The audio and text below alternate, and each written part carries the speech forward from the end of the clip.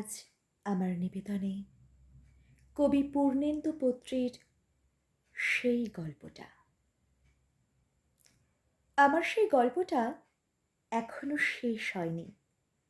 শোনো, পাহাড়টা আগেই বলেছি ভালোবেসেছিল মেঘকে, আর মেঘ কিভাবে শুকনো খটখটে পাহাড়টাকে বানিয়ে তুলেছিল ২৬ বছরের ছোকরা, সে তো আগেই শুনেছ।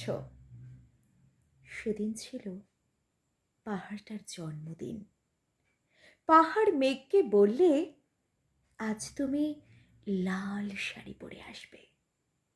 মেঘ পাহাড়কে বললে, আজ তোমাকে স্নান করিয়ে দেব চন্দন জলে। ভালোবাসলে নারীরা হয়ে যায় নরম নদী, আর পুরুষেরা জ্বলন্ত কাঠ।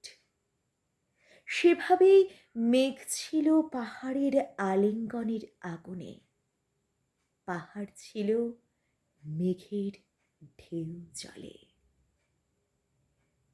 হঠাৎ আকাশ জুড়ে বেজে উঠল ঝড়ের জগঝম্প। ঝাঁকড়া চুল উড়িয়ে ছিনতাইয়ের ভঙ্গিতে ছুটে এলো একরাশ হাওয়া। মেঘের আঁচলে টান মেরে বললে, ওঠ ছুরি, তোর বিয়ে। এখনো শেষ হয়নি গল্পটা। বজ্রের সঙ্গে মেঘের বিয়েটা হয়ে গেল ঠিকই, কিন্তু পাহাড়কে সে কোনো দিনও ভুলতে পারল না।